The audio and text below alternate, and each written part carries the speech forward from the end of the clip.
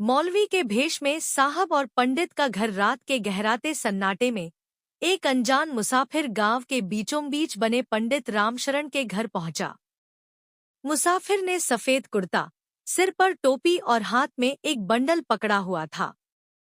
देखने से वह कोई साधारण मौलवी लगता था। दरवाजे पर दस्तक दी। पंडित रामशरण ने दरवाजा खोला। सामने मौलवी को देखकर वह थोड़ा चौंका, लेकिन शिष्टाचारवश उसने पूछा, भाई साहब, कौन है आप और इतनी रात गए यहाँ कैसे? मौलवी ने बड़ी विनम्रता से कहा, भाई, मेरा नाम यूसुफ है। मैं एक घुमक्कड़ मौलवी हूँ। यहाँ से गुजरते हुए रात हो गई और आसमान में बिजली कड़कने लगी। क्या मैं आपके घर में रात गुजार सकता हूँ? सुबह होते ही चला जाऊंगा। पंडित रामशरण ने थोड़ी हिचकिचाहट के बाद कहा, ठीक है, आप अंदर आइए। बारिश होने को है। घर में रहस्यमय घटनाएं। मौलवी अंदर आया और पंडित ने उसे बैठने को कहा। उसकी पत्नी सावित्री ने मौलवी को खाना परोसा। मौलवी खाते वक्त इधर-उधर नजरें घुमा रहा था, जैसे वह घर का मुआयना कर रहा हो। पंडित यह देखकर थोड़ा असहज हुआ, लेकिन कुछ कहा नहीं। रात हुई। मौलवी को आंगन में बिछावन दे दिया गया। सभी सोने चले गए, लेकिन मौलवी की आंखों में नींद नहीं थी। वह चुपचाप उठा और घर के हर कोने को खंगालने लगा। उसने ध्यान से पूजा घर, अलमारी और घर की दीवारों को देखा। तभी उसे पूजा घर में रखे एक संदूक पर नजर पड़ी। वह संदूक बड़े ध्यान से देखा और जैसे ही उसे खोलने का प्रयास किया, एक अजीब सी आवाज गूंज उठी। मौलवी तुरंत पीछे हट गया। पंडित की बेटी की बीमारी सुबह हुई। मौलवी को विदा करने की तैयारी हो रही थी। तभी पंडित की बेटी, जिसे कई महीनों से रहस्यमयी बीमारी ने जकड़ रखा था, जोर-जोर से चिल्लाने लगी। उसके शरीर पर नीले निशान उभर रहे थे। यह देखकर मौलवी ने पंडित से कहा, आपकी बेटी पर किसी बुरी शक्ति का साया है। मैं इस साए को उतार सकता हूँ। पंडित और उसकी पत्नी मौलवी के पैरों में गिर पड़े। पंडित बोला, आपकी जो भी दक्षिणा होगी, हम देंगे। बस मेरी बेटी को बचा लीजिए। मौलवी ने गंभीरता से कहा, इसके लिए मुझे यहाँ कुछ दिन और रुकना होगा। मैं हर रात पूजा और दुआ करूंगा। लेकिन मेरी एक शर्त है। जो मैं कहूँ, वही करना होगा।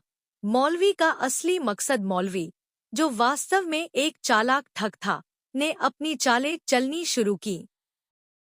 हर रात वह पूजा का बहाना कर पंडित के घर के अलग-अलग हिस्सों में जाता और संदूक को खोलने की कोशिश करता। संदूक में कुछ ऐसा था जो उसे खींच रहा था। तीसरी रात मौलवी ने पूजा के दौरान पंडित और उसकी पत्नी को अपने-अपने कमरे में बंद कर दिया। फिर वह संदूक के पास गया। उसने संदूक को खोला। अंदर चमचमाते सोने के गहने और बेशकीमती रत्न भरे हुए थे। मौलवी की आंखें चमक उठीं। पंडित का भेद। मौलवी यह सब देख ही रहा था कि पीछे से पंडित आ गया। उसकी आंखों में क्रोध था। उसने कहा, मैं जानता था कि तुम कोई साधारण मौलवी नहीं हो, लेकिन मुझे यह भी जानना था कि तुम कौन हो और इस संदूक के बारे में कैसे जानते हो। मौलवी को अपनी गलती का एहसास हुआ। उसने तुरंत सच्चाई बताई। वह असल में एक पुलिस अधिकारी था, जिसे गांव के डाकुओं का पीछा करते हुए इस संदूक के बारे में पता चला था। उसे शक था कि पंडित के घर में कुछ अनहोनी हो रही है। अंत पंडित ने मौलवी को बताया कि यह खजाना उनके पूर्वजों का है और इसे गांव की भलाई के लिए रखा गया है। लेकिन मौलवी की सच्चाई जानने के बाद पंडित ने उसे माफ कर दिया और कहा, अब तुम मेरे मेहमान नहीं, मेरे बेटे जैसे हो। इस खजाने का उपयोग सही कार्यों के लिए होगा। कहानी यही सिखाती है कि सच्चाई और विश्वास से बड़ी कोई दौलत नहीं होती। कहानी को विस्तार से आगे बढ़ाते हुए मौलवी और पंडित के घर के बीच के रहस्यमय संबंध घटनाओं और दोनों के मनोभावों को गहराई से दर्शाते हैं। पंडित का घर और संदूक का रहस्य। पंडित रामशरण का घर गांव का सबसे पुराना और बड़ा मकान था। लोग कहते थे कि इस घर में कई रहस्यमयी चीजें हैं जिनका भेद केवल पंडित ही जानते थे। उस संदूक के बारे में गांव में कई कहानियां प्रचलित थीं। कुछ लोग कहते थे कि उसमें देवी देवताओं का वरदान है, तो कुछ कहते थे कि वह खजाना गांव के किसी शापित इतिहास का हिस्सा है। मौलवी के रूप में साहब जब पहली बार संदूक तक पहुंचे तो उन्हें यह आभास हो गया था कि यह कोई साधारण संदूक नहीं है। जैसे ही उन्होंने संदूक को छूने की कोशिश की, उनके कानों में अजीब सी फुसफुसाहट सुनाई दी। यह आवाजें जैसे चेतावनी दे रही थी, दूर हट जाओ, यह तुम्हारे लिए नहीं है। पंडित की बेटी और मौलवी की दुआएं। संदूक की घटना के बाद पंडित रामशरण की बेटी सीमा की हालत और बिगड़ने लगी। मौलवी ने पंडित को भरोसा दिलाया कि उसकी दुआओं से सब ठीक हो जाएगा। उसने हर रात सीमा के पास बैठकर मंत्र पढ़ने का नाटक शुरू कर दिया। एक रात जब मौलवी मंत्र पढ़ रहा था, तभी सीमा अचानक अपनी जगह से उठ बैठी। उसकी आवाज बदल चुकी थी, जैसे वह कोई और बन गई हो। उसने मौलवी की तरफ देखकर कहा, तुम कौन हो? यहाँ क्यों आए हो? तुम्हें उस संदूक का भेद नहीं पता। अगर तुमने इसे छूने की कोशिश की, तो अंजाम बुरा होगा। मौलवी चौंक गया। उसे समझ नहीं आया कि यह सीमा बोल रही है या उसके अंदर किसी और की आत्मा समाई हुई है। उसने पंडित को यह बात बताई, लेकिन पंडित ने कहा, यह सब उसकी बीमारी का असर है। उसकी दादी भी इसी तरह से बीमार पड़ी थी। यह कोई भूत प्रेत का मामला नहीं है। मौलवी का असली मकसद साहब, जो अब तक मौलवी के भेष में था, ने अपनी असलियत का खुलासा नहीं किया। लेकिन उसे यह तय हो गया कि संदूक और सीमा की बीमारी के बीच कोई संबंध है। उसने यह भी देखा कि पंडित और उसकी पत्नी कुछ छिपा रहे हैं। एक दिन साहब ने रात में संदूक के पास बैठकर ध्यान लगाया। उसे महसूस हुआ कि संदूक से कोई अदृश्य ऊर्जा निकल रही है। वह ऊर्जा उसे अपनी तरफ खींच रही थी। साहब ने मन ही मन ठान लिया कि वह इस संदूक का रहस्य जरूर उजागर करेगा। गांव का डरावना इतिहास। एक दिन साहब ने गांव के एक बुजुर्ग से बात की। उसने साहब को बताया कि यह संदूक गांव के सबसे बड़े तांत्रिक भैरवनाथ का है। भैरवनाथ ने कई साल पहले गांव पर अत्याचार किया था। वह अपनी तांत्रिक शक्तियों से लोगों को डरा धमका कर अपने कब्जे में रखता था। जब गांव वालों ने उसके खिलाफ विद्रोह किया, तो उसने अपने खजाने को इस संदूक में बंद कर दिया और उसमें अभिशाप डाल दिया, जो भी इस संदूक को खोलेगा वह बर्बाद हो जाएगा। बुजुर्ग ने डरते हुए कहा। साहब को अब यह समझ आने लगा था कि यह संदूक कोई साधारण चीज नहीं है। संदूक की सच्चाई। एक रात साहब ने योजना बनाई। उसने पंडित के सोने के बाद संदूक को खोलने की कोशिश की, लेकिन जैसे ही उसने संदूक को छुआ, संदूक से तेज रोशनी निकली। उस रोशनी के साथ ही कमरे में एक परछाई प्रकट हुई। वह परछाई भैरवनाथ की थी। परछाई ने साहब से कहा, तुम यहाँ क्यों आए हो? यह संदूक तुम्हारे लिए नहीं है। अगर इसे खोलने की कोशिश की तो तुम्हारा अंत निश्चित है। साहब ने हिम्मत दिखाते हुए कहा, मैं यह जानना चाहता हूँ कि इस संदूक में क्या है और पंडित इसे क्यों छिपा रहा है। परछाई ने कहा, इस संदूक में शक्ति है, लेकिन इसके साथ अभिशाप भी है। यह पंडितों के वंश की रक्षा करता है। अगर इसे खोला गया तो इसका असर पूरे गांव पर होगा। पंडित की सच्चाई उजागर। अगली सुबह साहब ने पंडित से साफ साफ बात की। उसने कहा, पंडित जी, मुझे सब पता है। यह संदूक कोई साधारण खजाना नहीं है। यह आपकी वंश परंपरा और अभिशाप का हिस्सा है। अब आपको मुझे सच्चाई बतानी होगी। पंडित ने कुछ देर चुप रहने के बाद कहा, तुम सही कह रहे हो। यह संदूक हमारे परिवार के पूर्वजों ने गांव की भलाई के लिए रखा था। इसमें न केवल खजाना है, बल्कि एक रहस्यमय शक्ति भी है। यह शक्ति हमारी बेटी सीमा को बचा सकती है, लेकिन इसे खोलने का मतलब पूरे गांव को खतरे में डालना है। साहब ने कहा, तो क्या यह बेहतर नहीं होगा कि हम इस शक्ति का उपयोग सीमा को बचाने के लिए करें? संदूक का खोला जाना। आखिरकार पंडित ने साहब की बात मान ली। उन्होंने गांव के कुछ लोगों को बुलाया और संदूक खोलने की प्रक्रिया शुरू की। जैसे ही संदूक खोला गया, एक तेज आवाज गूंजी और एक भयानक रोशनी चारों तरफ फैल गई। संदूक के अंदर सोने और गहनों के अलावा एक तावीज भी था। पंडित ने तावीज को उठाया और उसे सीमा के पास ले गया।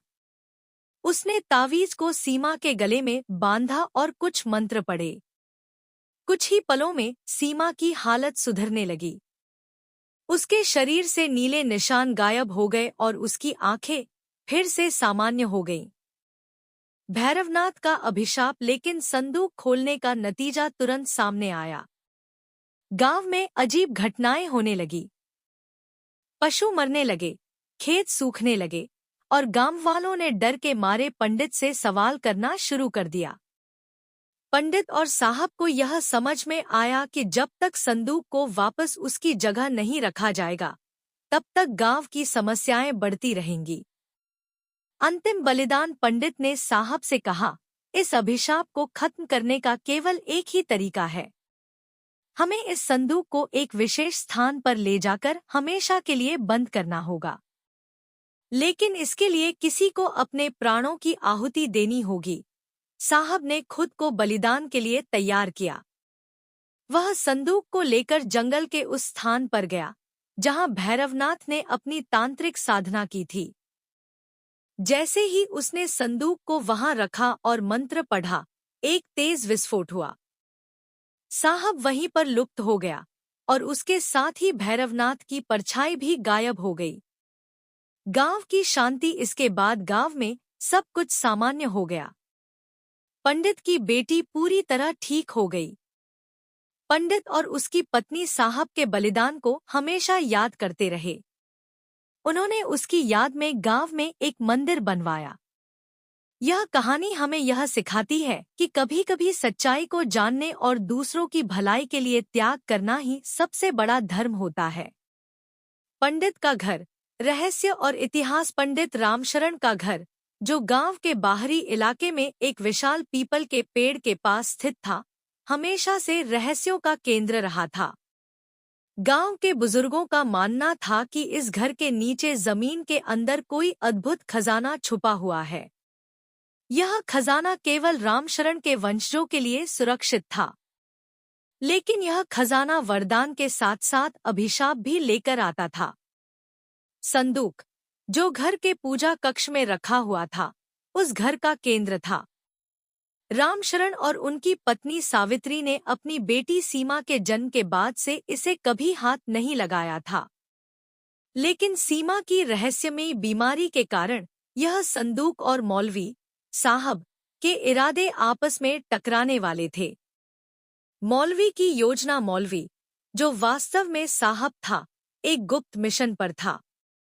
उसका असली उद्देश्य गांव के इस संदूक और उससे जुड़े खजाने की सच्चाई को उजागर करना था।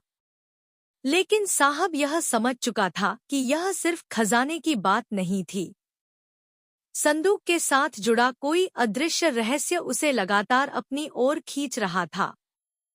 सीमा की हालत बिगड़ती जा रही थी और हर दिन वह पहले से ज्यादा अजीब हरकतें करने लगी थी।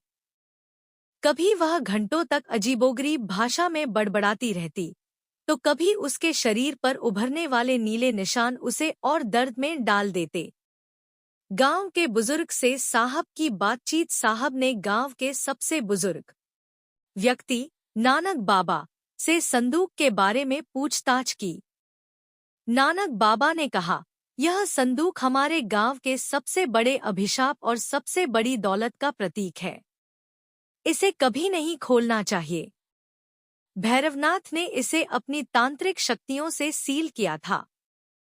इसमें एक विशेष तावीज है जो किसी को भी अपार शक्तियां दे सकता है, लेकिन इसे छूने वाला हमेशा के लिए उस शक्ति का गुलाम बन जाता है।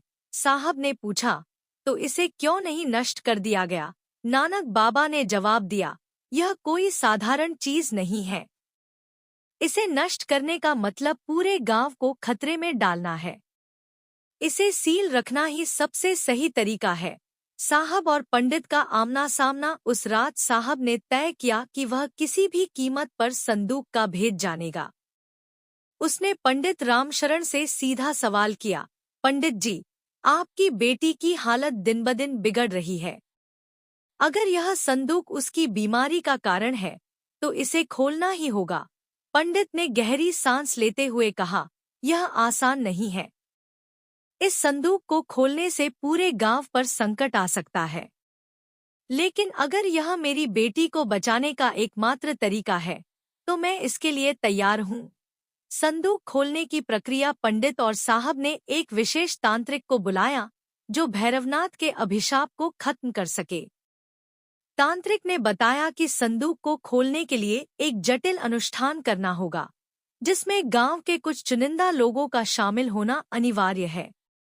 गांव के लोग डरे हुए थे, लेकिन पंडित ने उन्हें समझाया कि यह उनकी बेटी और पूरे गांव की भलाई के लिए है।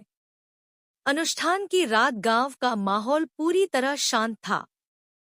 अंधेरी रात में केवल हवाओं की सरसराहट सुनाई दे रही थी। संदूक को पूजा कक्ष से बाहर लाया गया। चारों ओर दिए जलाए गए। तांत्रिक ने अनुष्ठान शुरू किया। जैसे ही मंत्र पढ़े जाने लगे, संदूक से अजीब सी आवाजें आने लगी। वह आवाजें किसी की चीखों और फुसफुसाहट का मिश्रण थी। गांव के लोग डर के मारे कांप रहे थे। तांत्रिक ने चेतावनी दी, जो कोई भी इस संदूक को खोलने का प्रयास करेगा, उसे भैरवनाथ के अभिशाप का सामना करना पड़ेगा। यह अभिशाप केवल बलिदान से समाप्त हो सकता है। संदूक का खुलना और सीमा का इलाज मंत्र पढ़ने के बाद संदूक को धीरे धीरे खोला गया। अंदर एक चमकदार तावीज रखा हुआ था। तांत्रिक ने उस तावीज को उठाकर सीमा के गले में बांध दिया। सीमा, जो अब तक बेहोश थी, अचानक जाग गई। उसकी आंखें सामान्य हो गईं और उसके चेहरे पर शांति छा गई। पंडित और सावित्री ने तांत्रिक को धन्यवाद दिया, लेकिन तांत्रिक ने कहा, यह तावीज अब सीमा को तो बचा लेगा, लेकिन इसका प्रभाव स्थायी नहीं है। इसे वापस संदूक में रखना होगा और इसके लिए किसी को बलिदान देना होगा। साहब का बलिदान। साहब ने खुद को बलिदान के लिए प्रस्तुत किया। उसने कहा, मैंने इस गांव और इसके रहस्यों को समझने के लिए यहाँ आने का नाटक किया। अब मैं अपनी गलती सुधारना चाहता हूँ। यह मेरी जिम्मेदारी है। गांव के लोग और पंडित उसे रोकने की कोशिश करते रहे, लेकिन साहब अपने फैसले पर अडिग था। उसने तांत्रिक के निर्देशानुसार तावीज को वापस संदूक में रखा और खुद को भैरवनाथ के अभिशाप के सामने समर्पित कर दिया। जैसे ही साहब ने यह किया, एक तेज विस्फोट हुआ। संदूक बंद हो गया और साहब वहीं गायब हो गया। गांव में शांति। संदूक को फिर से सील कर दिया गया। इसके बाद गांव में सब कुछ सामान्य हो गया।